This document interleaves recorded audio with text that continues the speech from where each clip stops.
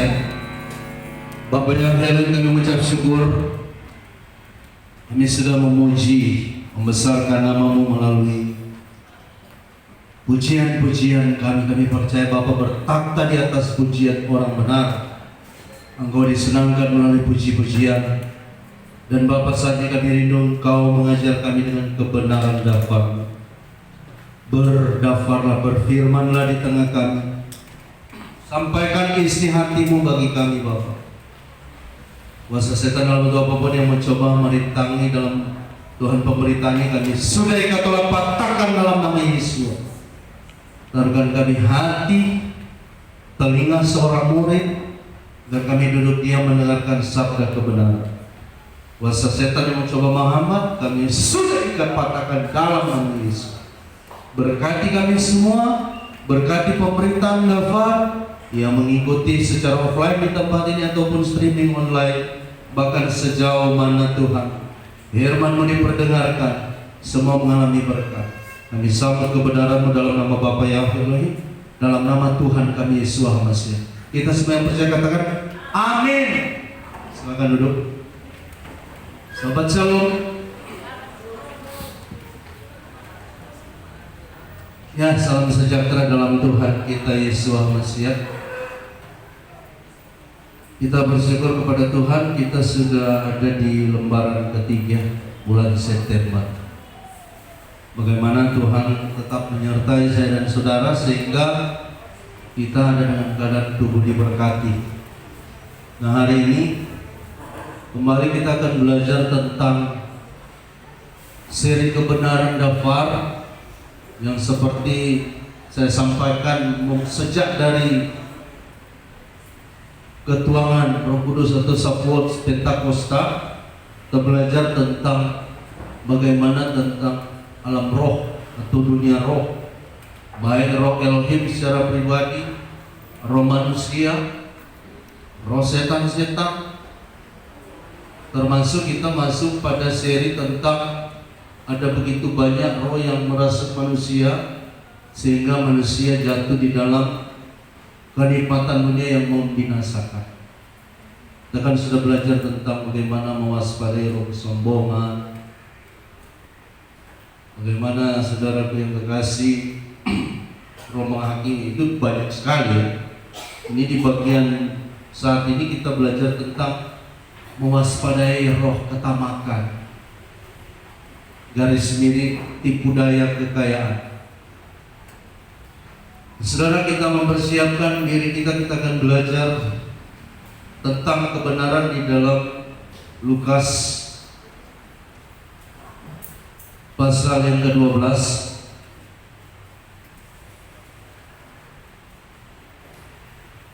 ayat 13 mulai. Mari kita menghormati kebenaran Bapa.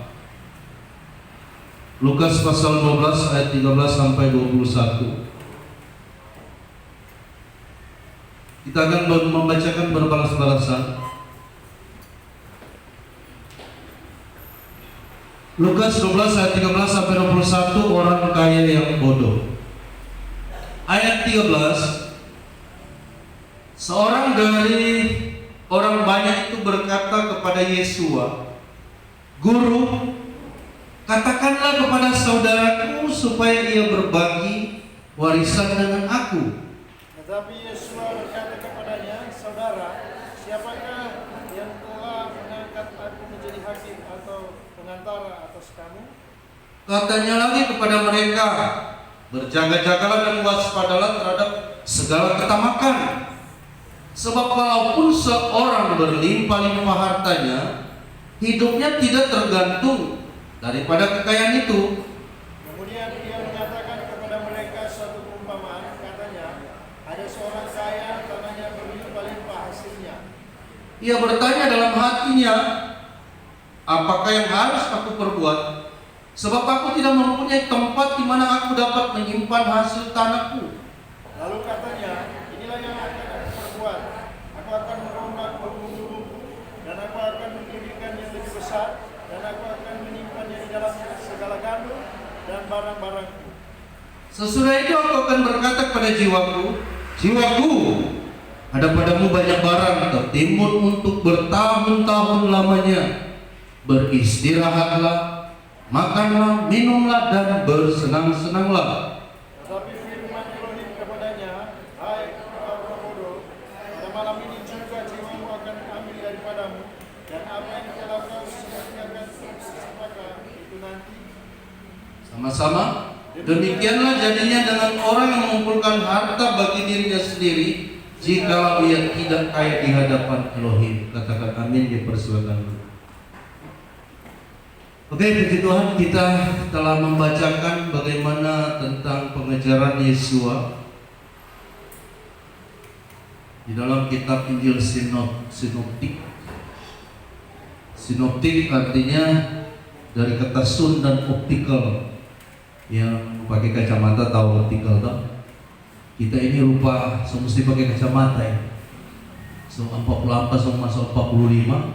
Kalau kita lihat HP, apalagi kita bikin slide beberapa jam, memang sama malir itu mata. Ini semua dibaca cuma pakai kacamata baca. Padahal dulu 35 ke bawah, biar tuh kitab suci aksesoris kecil itu, weh lancar. Mas sekarang kita pakai kitab suci merah itu yang kecil begitu, sudah bisa, sudah kuat. Ponsel juga mulia begini coba dua nih kan.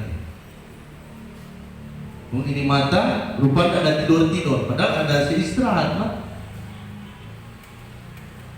Sun dan optical, sun bersama-sama, optical berarti berbicara pandang, cara pandang. Matius, Markus, Lukas memandang Yesua dari sudut pandang yang sama. Makanya catatan Matius, Markus, Lukas hampir sama. Mereka menyaksikan bagaimana Yesua melayani dan termasuk di dalam pengajaran-pengajaran. Hari ini kita melihat bagaimana pengajaran Yesua tentang mewaspadai roh ketamakan. Saudara, roh ketamakan ini ternyata ada kaitan erat dengan money atau kekayaan. Banyak sekali kedua ini. Makanya dikatakan mewaspadai roh ketamakan, garing atau garis miring, tipu daya kekayaan. Tuhan bukakan kepada kami untuk kita pelajari, saudara. Ini saudara, di latar belakang ada seseorang datang kepada Yesua dengan kalimat imperatif. Saudara tahu kalimat imperatif? Imperatif itu kalau kita baca di dalam bahasa Indonesia, belajar bahasa Indonesia, itu berarti perintah. Jadi dia datang dengan tujuan bukan memohon tapi memerintah. Seorang dari orang banyak itu berkata kepada Yesua, "Guru, katakanlah kepada saudaraku supaya ia berbagi warisan dengan aku." Beda lah kalau orang meminta tolong, Tuhan kalau boleh belakang kita saudara berbagi orang warisan. Soalnya memang dia anak sulung, kita kasihan ke anak kedua. Mana namanya anak sama tuh. Bilang akan pada dia, kalau boleh Tuhan kita minta tolong. Lain kemudian Tuhan bilang kok kita kesusahan. Memang manusia kebanyakan berperintah Tuhan. Saya lihat di video di Gembala KPI ada yang di Gembala KPI apa di mana ya? Video yang saya hitung 1, 2, 3 Tuhan harus datang. Oh, ini memang banyak orang seperti itu, suka perintah-perintah Tuhan. Pokoknya Tuhan harus begini, Tuhan harus begitu, harus maunya saya, bukan maunya Tuhan. Sama dengan kasus ini. Jadi orang ini datang dengan kalimat imperatif memerintah Tuhan. Guru, katakanlah kepada saudaraku supaya ia berbagi warisan dengan aku. Orang ini tidak sementara berbicara keadilan. Justru dari kalimat perintah dari yang dia ucapkan, orang ini ada roh ketamakan. Dia ingin supaya warisannya segera diberikan. Tetapi Yesua berkata, ini Yesua say atau berkata ya, saudara, siapakah yang telah mengangkat aku menjadi hakim atau pengantara atas kamu? Jadi saudara yang kekasih, Yesua tahu orang ini bukan bicara keadilan. Dia justru berbicara tentang uang, berbicara tentang harta. Sehingga dia ingin Tuhan memakai otoritasnya untuk segera memerintahkan saudaranya, dan dia pikir kalau Tuhan bisa perintah nggak ada yang bisa bantah. Apalagi Tuhan Yesus sudah disertai dengan mujizat-mujizat.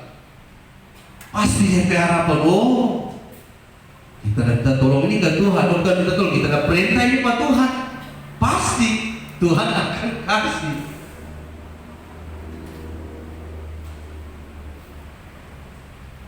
Ada dua alasan ya, mengapa salah satu Tuhan tidak mau juga bagi-bagi di warisan orang ini. Pertama, secara garis keturunan Yesua dari suku Yehuda, bukan dari suku Lewi, pengantara imam ya, atau bukan dari suku Dan. Kalau suku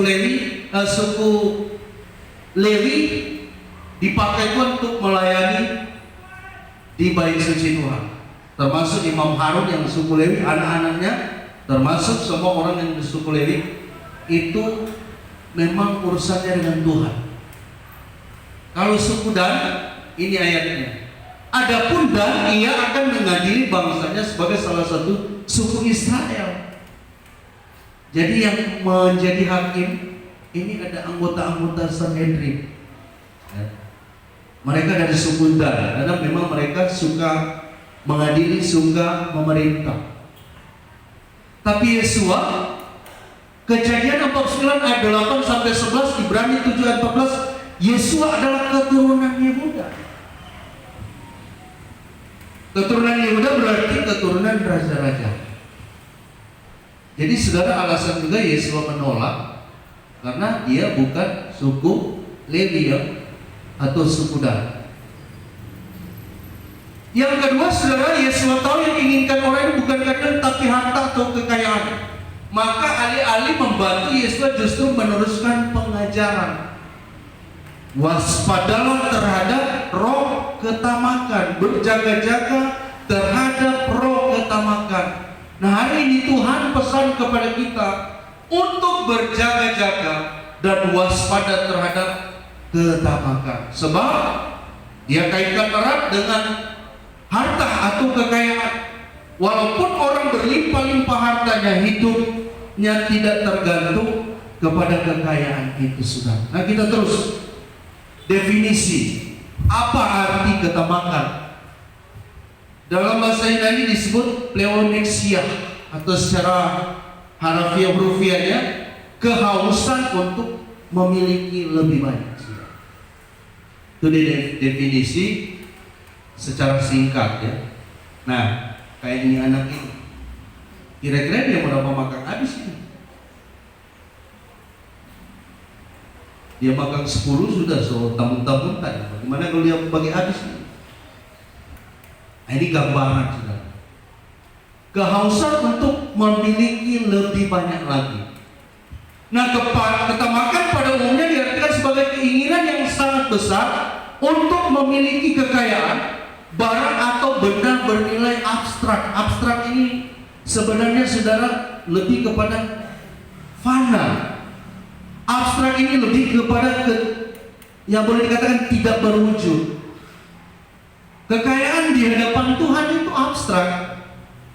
Kekayaan di hadapan Tuhan itu seperti tidak berwujud. Nah, dengan maksud menyimpannya untuk dirinya sendiri, jauh melebihi kenyamanan dan kebutuhan dasar untuk hidup yang berlaku pada umumnya. Saudara lihat, saudara, di dalam pembacaan kita tadi, Orang kaya ini memiliki harta yang berlimpah-limpah hasil. Tetapi saudara yang kekasih, dia tidak pernah puas. Justru dia mau lagi memplanning supaya lebih besar lagi. Lebih besar lagi gudang yang akan dia persiapkan dan sebagainya. Nah, orang yang tamak dalam Lukas 12 ini banyak gambaran orang sekarang, saudara. Pengumpulan ini dimaksudkan agar mereka memiliki persediaan yang melimpah untuk masa yang panjang di depan. Seperti yang dia katakan tadi, supaya jiwanya beristirahat untuk bertahun-tahun lamanya. Ya, terus lagi. Nah, ironisnya saudara, kekayaan dunia justru bersifat sementara dan tidak kekal. Jadi kekayaan yang dikumpulkan apalagi untuk diri sendiri itu tidak kekal. Ada penyebab yang dapat merenggut kekayaan banyak orang, saudara. Ya. Kalau di dalam Matius 6 ayat 19 jelas ada binatang atau ungat, bisa saja rayap semacamnya, karat atau alam, maupun orang lain atau pencuri dapat meniadakan harta orang. Makanya saudara, ini harus diwaspadai. Orang kebanyakan tidak menyadari ini, sehingga dalam ketamakan. Ya. Peringatan Yesus ini tentu sangat mengena dengan keadaan itu, karena pada zaman itu belum ada sistem canggih, baik untuk menyimpan ketahanan pangan, belum ada bank, belum ada tempat-tempat penyimpanan hasil yang mutakhir seperti sekarang ini. Makanya Yesus peringatkan, buat apa engkau memiliki hasil panen yang banyak, toh nantinya akan membusuk. Coba bisa bayangkan kalau gandumnya itu luar biasa banyak, mungkin ada ratus atau ribu ton, itu kebanyakan akan dimakan oleh rayap, jadi sarang tikus. Ya kan? Belum ada sistem canggih, belum ada deposito yang terbilang aman. Jangankan dulu, sekarang pun walaupun saudara yang kekasih, orang boleh katakan aman, belum tentu juga. Ya dulu saudara, ada yang menyimpan di dalam tanah. Makanya Tuhan katakan ada perumpamaan tentang harta terpendam. Jadi harta yang ditaruh di guci terus dipendam. Tapi harta yang dipendam itu juga tidak aman. Seringkali peperangan itu mengaburkan lokasi yang dia taruh. Contoh dia taruh di salah satu tempat, dia sudah tahu-tahu. Tapi ketika ada porak-poranda, ada peperangan, itu tertimbun, dia sudah tidak tahu. Hartanya hilang sekejap. Makanya di zaman Yesus Tuhan mengajarkan tentang orang yang menemukan harta terpendam. Karena memang di Israel dulu saudara, banyak yang memendam harta benda emas mereka di dalam tanah. Mengapa mereka tidak dapatkan lagi? Ada yang mati dalam peperangan, ada yang sakit, ada yang disimpan sudah lupa. Ya, seperti yang saya pernah ilustrasikan atau ceritakan bagaimana ada seorang pengemis di salah satu negara, sampai mati dia mengemis. Setelah meninggal, orang mendapati di lemarinya itu ada 900 juta itu deposito kalau dirupiahkan. Ada beberapa sertifikat tanah. Belum ada uang tunai di lemarinya itu. Tapi bisa saja dia sudah bingung, dia sudah tidak tahu. Manusia kan bisa lupa, saudara. Jadi tidak aman. Binatang dalam tanah pun berpotensi merusak barang yang dipendam. Ada yang terbunuh dalam peperangan. Jadi Tuhan mau menyatakan untuk apa mengumpulkan harta sebanyak itu? Apa yang disiapkan untuk jangka panjang ternyata dapat hilang dalam sekejap. Walaupun dalam konteks sekarang sudah canggih, ya, canggih sekarang. Anda taruh saja uang di bank. Tapi saudara lihat kecanggihan, berapa banyak nasabah yang kehilangan uang. Iya toh? Ada yang ratusan juta. Enggak. Saudara lihat bailout Century apa tuh? Bank Century itu beberapa tahun lalu. Itu banyak nasabah kehilangan uang. Padahal sistem canggih, sistem luar biasa dan deposito. Sekarang pun akan berpengaruh pada inflasi, deflasi. Nah, kadang-kadang kan BBM ini akan naik 30%. BBM boleh naik, tapi iman juga harus naik. Tapi saudara 30%, oh lumayan. Dari 7.650 so 10.000. Jadi semua yang dapat rasa di industri, perjalanan. Nah, tentunya kalau BBM naik, inflasi. Ada inflasi. Apalagi kalau gaji tidak naik.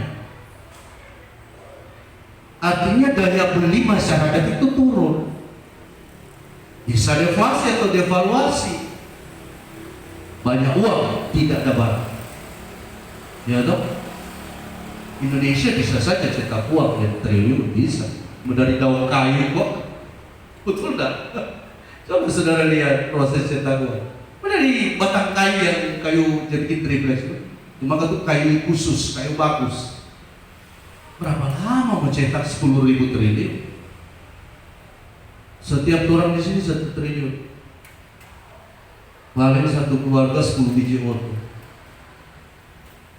Banyak sekali duit.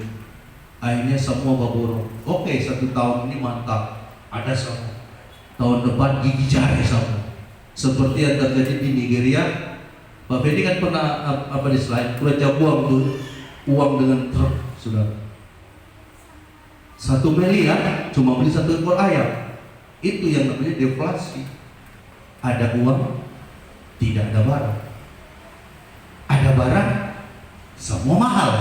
Sama itu. Bisa perlu kekayaan, ada krisis ekonomi nasional maupun global. Baru Ukraina di Rusia ada perang minyak sudah takut. Iya toh? Karena sumber minyak juga dari sana. Minyak kelapa pusing tuh lalu. Dari biasa kurang 10.000 1 liter, pun dia kaki 25, kira sedap. Ada tuh goreng kurang angus tuh minyak merbakai terus. Sekarang sudah mulai berada karena ada minyak curah yang 14-15. Di sekarang kan minyak bermain di 20 ampere 1 kilo tuh 1 liter ke 1 kilo. Itu baru 2 negara yang mampu perang. Bagaimana kalau seperang dunia? Apakah kekayaan di situ bisa bertahan? Dapat menjadi perenggut kekayaan yang menakutkan. Bisa kebakaran, bisa bencana alam, bisa kecelakaan, atau kerusuhan dapat menjadi momok mematikan. Kita dulu pengusaha di tambang. Kita yang TPKK korupsi itu ratusan juta turun petromol di sana. Pulang baju di badan. Apa kita dapat pikul gambar itu tromol itu? Padahal ada beli dia, aduh tromol banget. Ratus juta kita dari PKK. Nah, sampai sekarang dia di sana. Kita pulang, Tuhan panggil melayani. Apakah kita bawa kekayaan itu? Padahal kalau dia masih mantap-mantap ada kerusuhan, kalau cuma mau jual 300-400 juta itu di lokasi, ada. Makanya Tuhan selalu pesan, tidak ada yang kekal dengan yang namanya kekayaan. Tuhan tidak mau orang itu, saudaraku yang kekasih, memiliki roh ketamakan. Nah, coba lihat ini. Aduh, biar lihat tuh, mungkin Pak Fedi Peruko atau Pegedung ini. Contoh, kalau gempa, ini gempa Jogja 10 detik saja, 28 detik saja. Di gempa Jogja 2000 berapa itu? 2004. Hotel Quality. Wih, hotel bintang 5 ini. Ini loh. Cuma Tuhan goyang sedikit. Lo kalian investasi semua di sini, mau apa lagi? Habis. Doain apa ya? Siapa suka otot dan tak ambil. Bagus susuk. Haleluya. Ini banjir Manado 2014. Masih banyak di foto mati terbanyak. Aduh, rupa mainan. Padahal mau beli otonya tidak gampang sekarang.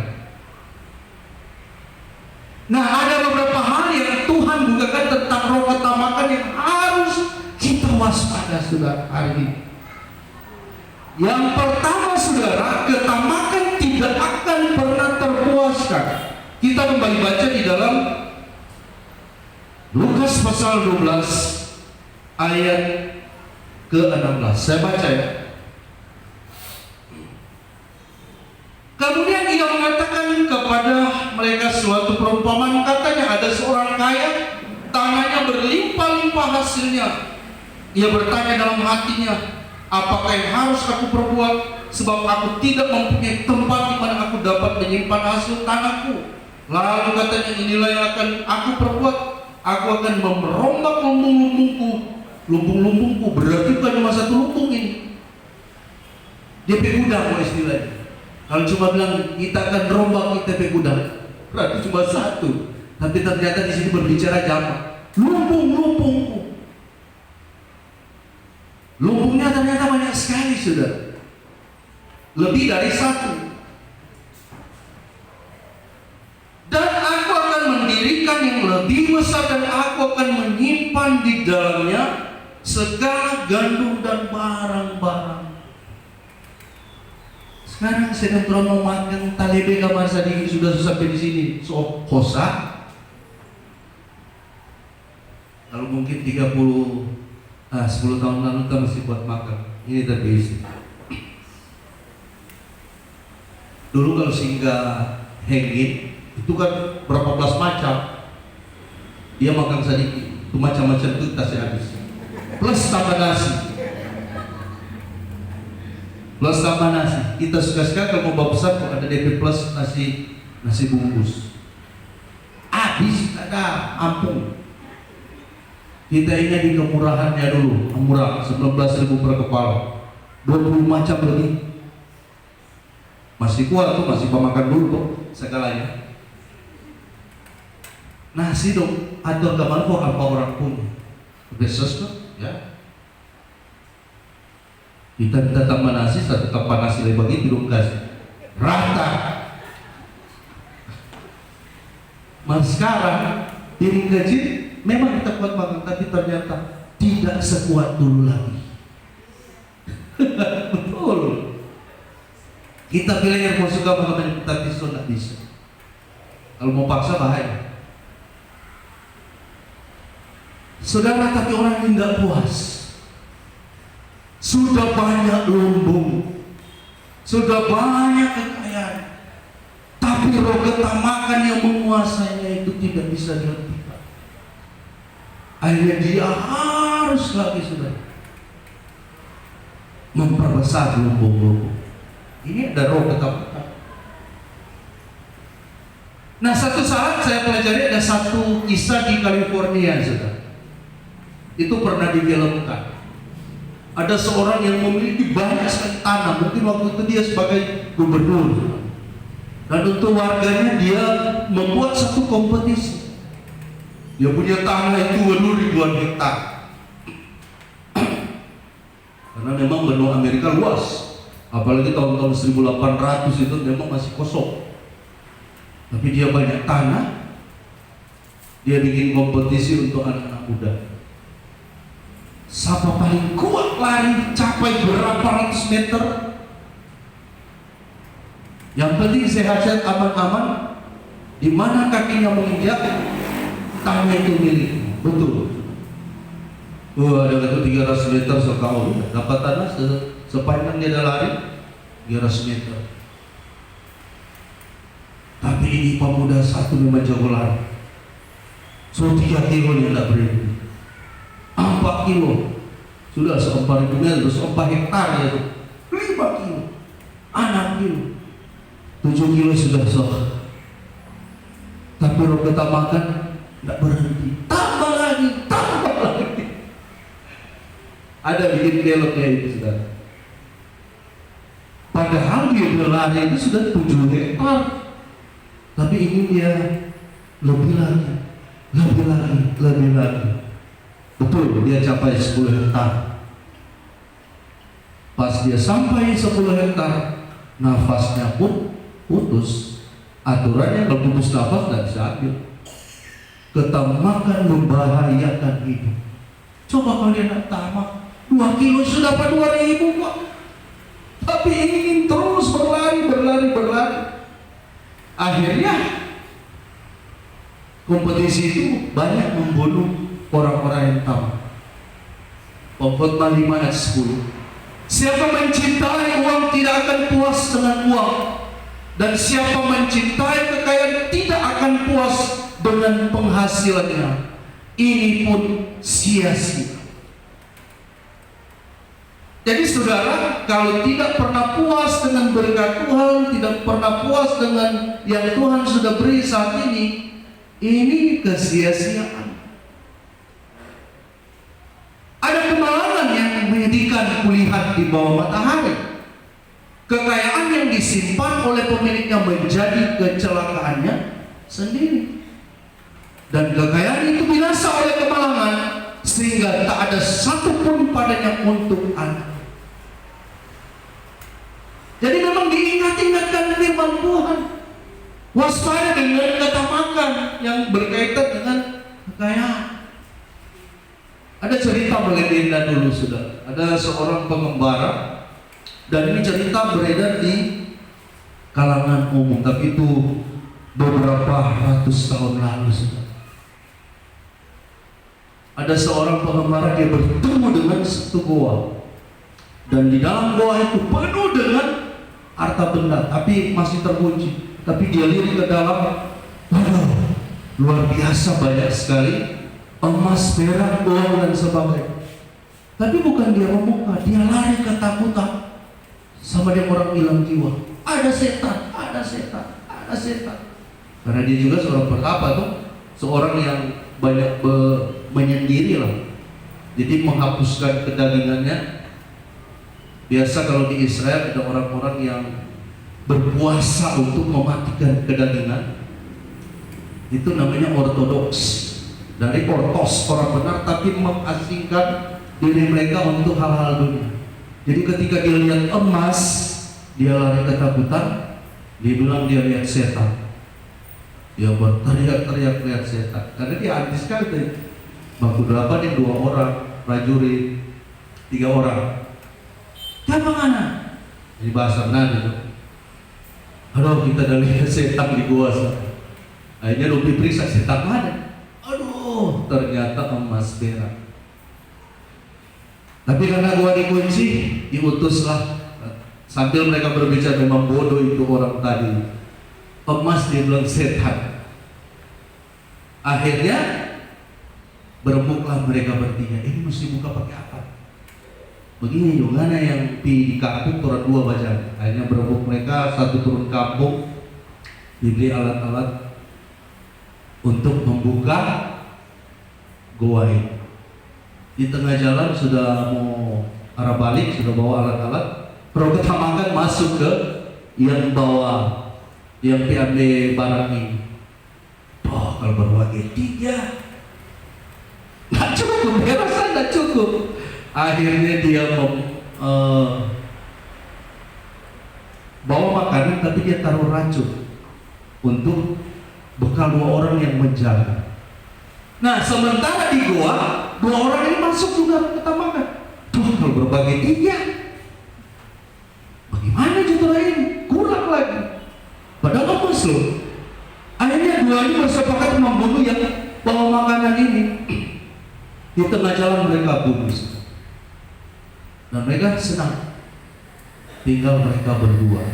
Makanlah mereka dengan makanan yang sudah dibawa oleh yang dibunuh. Mati enggak? Mati. So betul pertama bilang ada setan. Ada berapa banyak orang karena kekayaan hilang iman, betul enggak?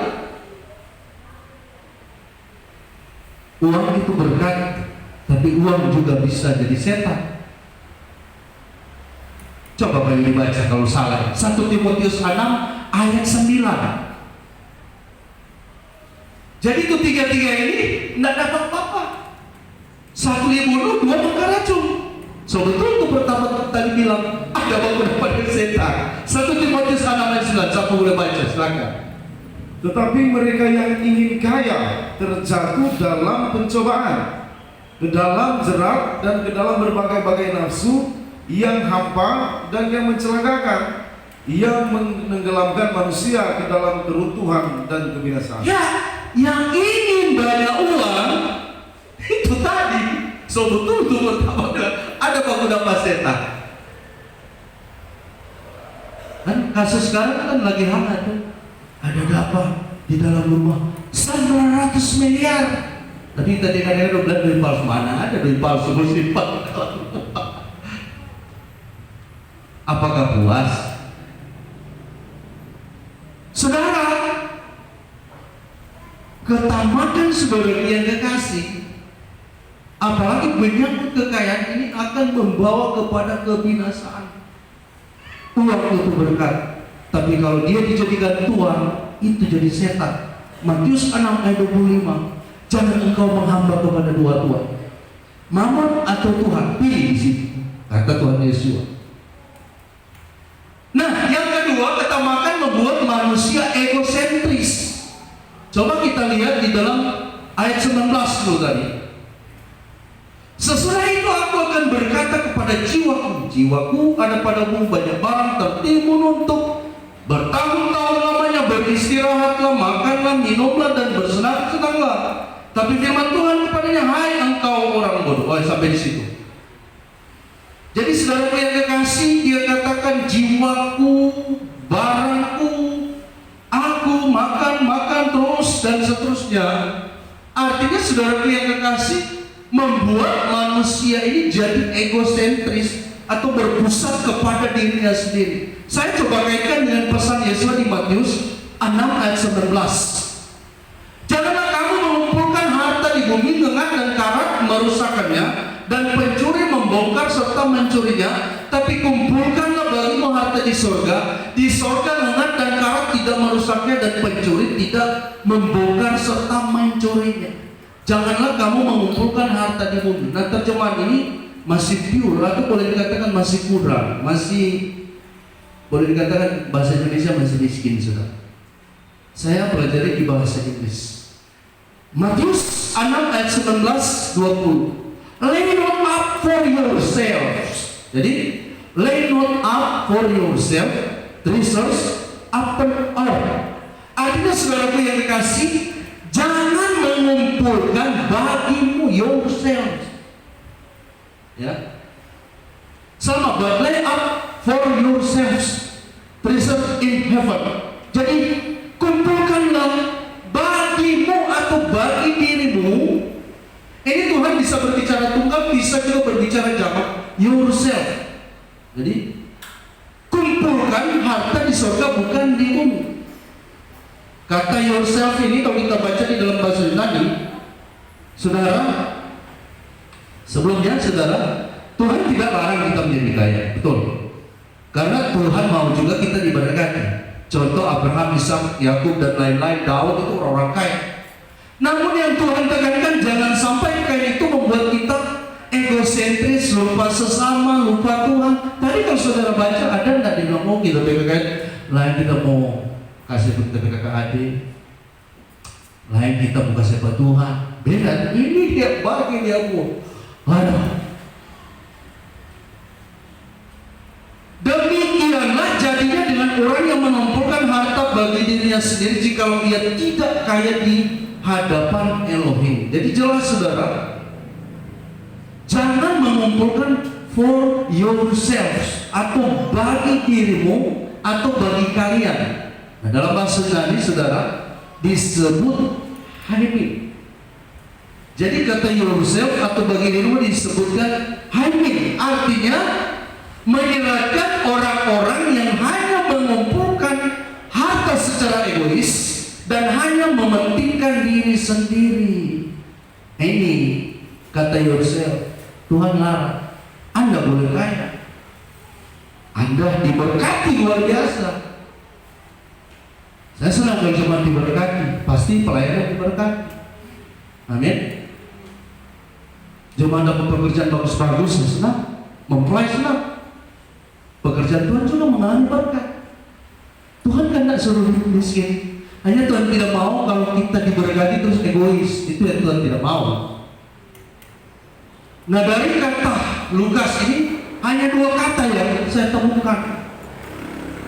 I am, aku, atau my, milikku, my, kepunyaanku. Jadi di dalam Lukas 12 ini yang ditemukan hanya aku dan milikku dan kepunyaanku. I am, aku, my, punyaku, atau bisa my, milik, dan sebagainya. Berarti apa nih adik? Pelahir langsung dapat bisa tidur di doi. Orang lain kerja susah-susah dia bangun di doi. 10, 20 banyak ini. 200 juta sih. Kamu ini makin nyaman deh. Bisa jadi taman ya. Haleluya.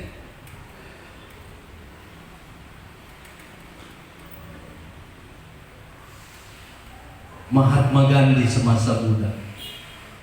Saya ambil waktu muda ternyata dia ganteng. Waktu tua botak, kacamata. Terus saya cari mudanya, oh ganteng ternyata orangnya. Dia bilang Yesua itu luar biasa. Tapi kalau orang Kristen yang membuat dia tidak mau masuk Kristen, apa yang dia katakan?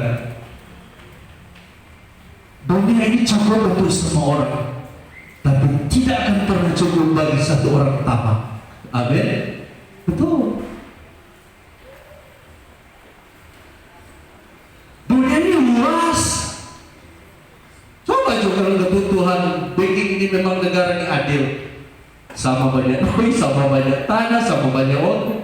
Oh sekarang kan ada 20 di garasi, ada tuh berjalan kaki, ada tuh punya tanah berhektar-hektar, ada tuh cuma pinjam tanpa, betul tak? Apalagi Pak Yulius pernah foto, mana Pak Yulius? Halo, Pak Yulius mana? Kalimantan seberapa orang punya itu Pak? Pemilik HM Sampurna dia Sokaplet itu Kalimantan, Selatan dan Selatan Utara dia Soambil. Baru pokoknya Pak Julius pernah tampilkan Kalimantan saja kurang 3 orang punya.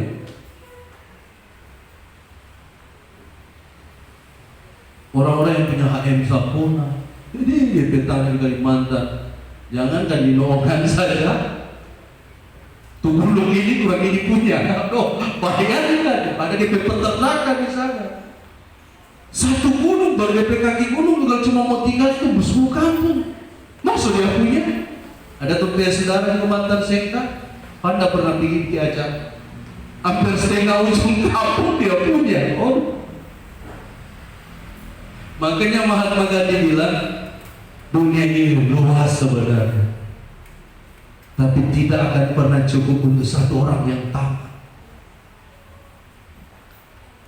Saya percaya karena tidak ada seperti Tuhan mengingatkan. Ini kan seperti lampu merah, jangan sampai kita lewat lampu merah ya ketabrak. Kenapa dia? Bayangkan bumi dia sotaplek di orang sendiri. Punya 100.000 hektar lahan sawit, betul nggak? Coba cari, ada nggak? PT ini punya lahan hektar 10.000 hektar lahan sawit. Dunia tidak sekat Kalimantan kalau lihat soalnya sama di ini.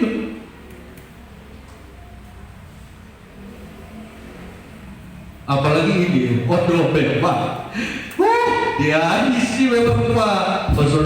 Dia isi memang lupa. Rupa itu doi itu.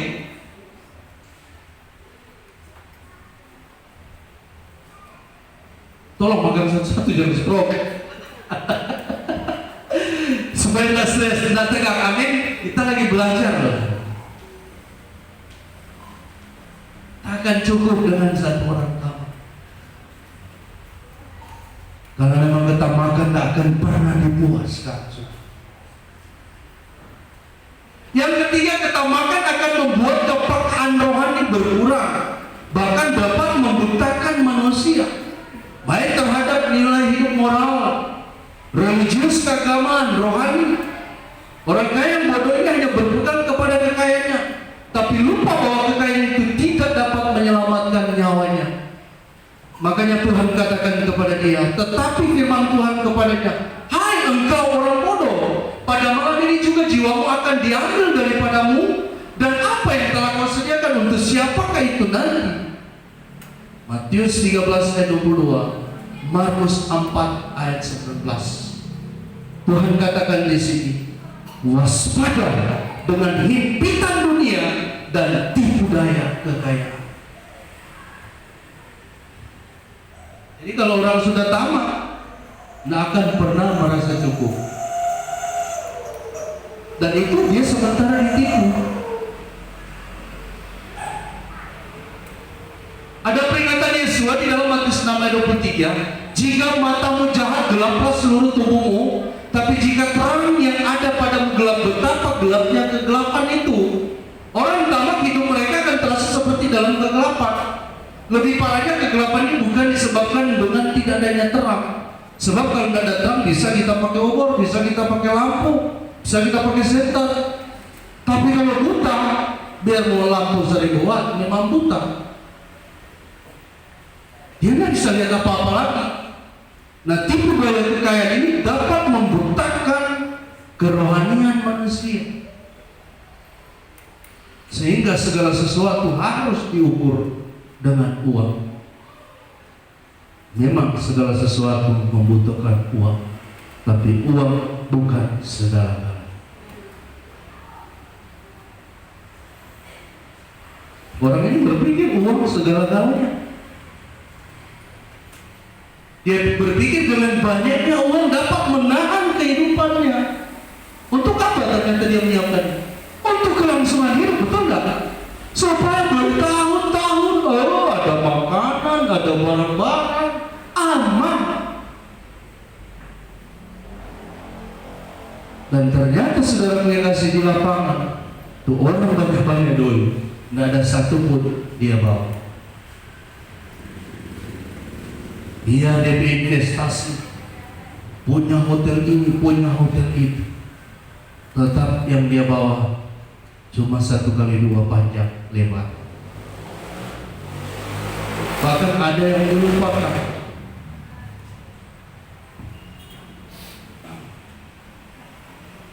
Ya, gelap bisa pakai penerangan, tapi kalau buta tidak bisa apa-apa, saudara. Tipu daya kekayaan dapat membutakan manusia. Peringatkanlah pada orang-orang kaya di dunia ini agar mereka jangan tinggi hati dan jangan berharap pada sesuatu yang tak tentu seperti kekayaan, melainkan kepada Elohim yang dalam kekayaannya memberikan kepada kita segala sesuatu untuk dinikmati. Sekali lagi, Tuhan tidak marah kita kaya, tapi berharap kepada kekayaan. Sudah dikatakan sementara ditipu oleh kekayaan. Nah, ketamakan dapat memangsa siapapun. Mungkin orang berpikir, cuma orang kaya berbagian kalau tamak. Orang kaya memang bisa jatuh kepada korupsi. Indonesia kebanyakan korupsi. Saya ingat tahun-tahun 92 ada Edi Tansil melarikan 1,3 triliun sudah. Tahun 92. Sekarang mungkin sudah 15 triliun. Merugikan negara. Belum lagi sekarang ini, terlalu banyak kaya tapi merasa miskin. Karena apa? Banyak yang telah dikorup oleh orang-orang yang tamak. Apakah orang miskin tidak tamak? Kalau tidak waspada bisa juga. Amin. Jadi beban curi, ambil bukan dia punya hak, pelaku kejahatan. Justru orang-orang yang memang juga boleh dikatakan ya tidak punya apa-apa, tapi karena ketamakan menguasai. Makanya Agung Biniaka berdoa, Amsal 30 ayat 7, 2 hal aku mohon kepadamu, jangan itu kau tolak sebelum aku mati. Walaupun dia ada kata memohon, ada bab rental di sini. 2 hal aku mohon Jangan ditukar dolar, Pak. Perintah lah. Tapi tidak apa-apa. Tuhan masih sayang pada. Jauhkanlah daripadaku kecurangan dan kebohongan. Jangan berikan kepadaku kemiskinan atau kekayaan. Lebih bagus di tengah-tengah dulu. Yang tidak miskin, yang tidak kaya. Biarkan aku menikmati makanan yang menjadi bagianku. Supaya kalau aku kenyang, aku tidak menyangkalmu dan berkata, siapa Tuhan itu? Atau kalau aku miskin, aku mencuri dan mencemarkan nama Elohimku. Ketamakan bisa masuk di dalam gereja. Kalau saudara-saudara pasal di sana terlalu banyak hal yang memalukan. Korup di gereja terjadi banyak itu, saudara. Ketamakan bisa masuk pada orang-orang benar. Maka Tuhan katakan perlu kita mewaspadai. Haleluya. Loh, saudara, haleluya ini. Haleluya. Amin. Jangan tegah. Nah, yang kelima, yang terakhir saja, ketamakan akan membuat manusia menjual iman atau kebenaran atau Tuhan, saudara. Kisah Yudas, Matius 27 ayat 3. Pada waktu Yudas yang menyerahkan, dia melihat bahwa Yesus telah dijatuhi hukuman mati, menyesallah ia, lalu ia mengembalikan uang yang 30 perak itu kepada imam-imam, kepala dan tua-tua. Nah, saudaraku yang kekasih, apa yang terjadi dengan Yudas? Dia menjual Tuhan Yesus dengan 30 keping perak akibat ada roh ketamakan. Nah, kita belajar dulu tentang seberapa berharga sih uang perak yang diterima oleh Yudas. Menurut beberapa ahli, koin perak itu adalah koin tetradrachm, ya. Koin tetradrachm ini umum digunakan di zaman Yesus hidup karena dibuat antara tahun 14 sampai 15 Masehi, ya. Jadi ini koin tetradrachm ini gambar Kaisar Tiberius. Yesus memang hidup di dua kaisar. Waktu dia lahir ada Kaisar Augustus, tapi sampai zaman penyalipan, mulai dari tahun 14-15 ini, dia hidup di zaman Kaisar Tiberius. Ini lambang kekuatan Roma. Dan ini Kaisar. Ini tetradrachm, saudara. Nilai 30 keping perak jika dikonversikan ke uang rupiah atau ditukarkan saat ini, 1 keping uang perak tetradrachm ini sama dengan 4 keping drachm, ya. Sedangkan 1 drachm jika disesuaikan dengan nilai uang saat ini sama dengan 16 sen mata uang dolar Amerika Serikat. Jadi 1 tetradrachm sama dengan 64 sen. Jika 30 keping perak, salah ini tidak, dikonversikan dengan nilai saat ini sama dengan senilai 1.920 sen atau sekitar 19,2 dolar AS. Jadi jika dirupiahkan hanya sekitar 300 ribuan. Nah, ini ada pertanyaan, banyak atau sedikit? Gimana Pak Yudi? Banyak atau sedikit? Kalau waktu itu banyak sekali. Ya. Pak Yudi bagaimana? Ya, berarti saya senang dua jawaban yang berbeda. Dua-dua betul. Sekarang sedikit, dulu banyak. Haleluya. Seberapa berharga nilai 30 keping perak dalam budaya Yahudi pada zaman itu? Dalam budaya Yahudi ada zaman itu nilai 30 keping uang perak sangat besar. Pada zaman itu jika seorang budak mati tidak disengaja, Keluaran 21 ayat 30 itu dikatakan diganti dengan 30 perak, ya, harga seorang budak. Nah, di dalam Sakaria 11 ayat 12-13, lalu aku berkata kepada mereka, jika itu kamu anggap baik, berikanlah upahmu, dan jika tidak, biarkanlah. Maka mereka membayar upahku dengan menimbang 30 uang perak. Tapi berfirmanlah Yahweh kepadaku, serahkanlah itu kepada penuang logam, nilai tinggi yang ditaksir mereka bagiku. Lalu aku mengambil ke 30 uang perak itu dan menyerahkannya kepada penuang logam di rumah Yahweh. Artinya Harga seorang dewasa itu mahal. Sekarang kalau orang mau terapi tubuh ini, itu berapa M, saudara? Orang saja kalau di pasar gelap udah jual ginjal, nggak tahu hasil cilaka atau hasil culik, nggak tahu. Tapi di pasar gelap banyak jual ginjal, jantung. Bahkan ada tuh apa orang kita berada di Facebook, NMAX baru sama, tapi ada perubahan di sini sama. Cuma ada NMAX kok ganti dengan ginjal loh. Orang itu berharga, saudara. Jangan cuma karena NMAX tuh jual dompet ginjal. Ada yang lebih gawat, jual diri. Itu karena dia orang ketamakan. Jadi ada tarik NMAX baru, perubahan semua. Dia bilang ada yang aneh, apa-apa yang NMAX baru tuh 30 itu kan, 30 juta. Aduh, so cabul yang ginjal. Nah, NMAX boleh marjan kasih pernah jual ginjal.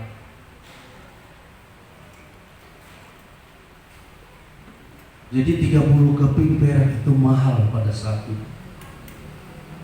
Tapi tidak mahal-mahal juga, saudara. Kalau saya konversikan dengan uang sekarang, itu cuma gaji 4 bulan. Sekarang taruh ada 3 juta lebih, cuma 13-14 juta, saudara. Menurut Wikipedia, 30 tetradagam itu sama dengan gaji 4 bulan seorang guru ahli.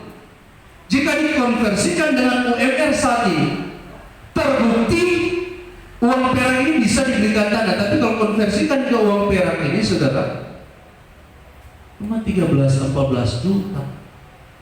Kok bisa ya jual Tuhan dengan 13-14 juta? Banyak sekarang. Mengapa jual Tuhan? Karena ketamakan. Sekarang 13-12 juta masih dapat tanah juga di kampung, walaupun sudah di belakang-belakang. Tapi tidak sebanyak-banyak amat. Lihat, kalau ketamakan itu akan membuat orang menjual iman. Ini akaldama atau akaldama tanah darah. Ini yang pagar ini yang ada tempat ibadah ini, itu tanah darah. Oh, ini bukan tempat ibadah. Kalau menurut catatan kitab suci, tanah pekuburan. Coba baca Pak Yudi, Matius 27 ayat 3 sampai 7. Ini akaldama ini, tanah darah. Ada beli ini, sampai sekarang masih ada.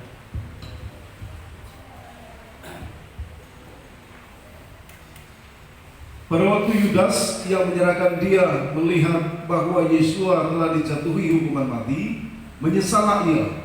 Lalu ia mengembalikan uang yang 30 perak itu kepada imam-imam kepala dan tua-tua dan berkata, "Aku telah berdosa karena menyerahkan darah orang yang tak bersalah." Tetapi jawab mereka, "Apa urusan kami dengan itu? Itu urusanmu sendiri." Maka dia pun melemparkan uang perak itu ke dalam bait suci, lalu pergi dari situ dan menggantung diri. Imam-imam kepala mengambil uang perak itu dan berkata, "Tidak diperbolehkan memasukkan uang ini ke dalam peti persembahan, sebab ini uang darah."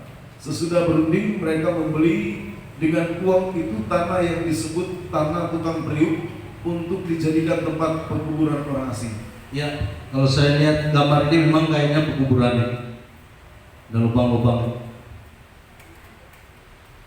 30 keping perak.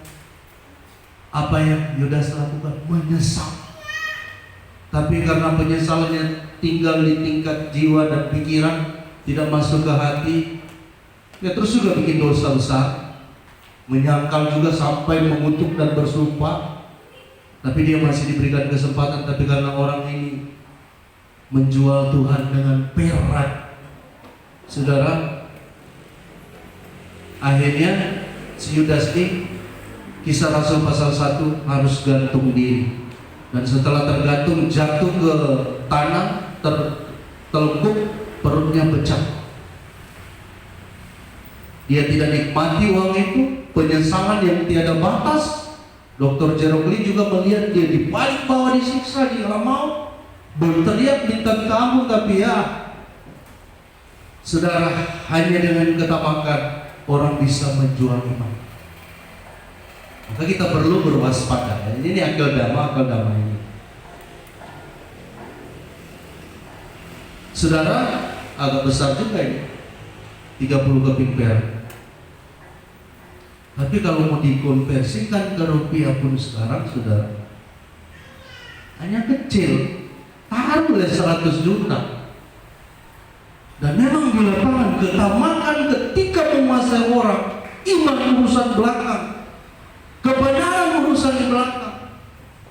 Makanya Tuhan mau kita berwaspada, jangan sampai tipu daya kekayaan, jangan sampai roh ketamakan masuk di dalam kehidupan kita. Ketika itu masuk, saudara, berbicara kebenaran akan saudara di nomor 2 kan.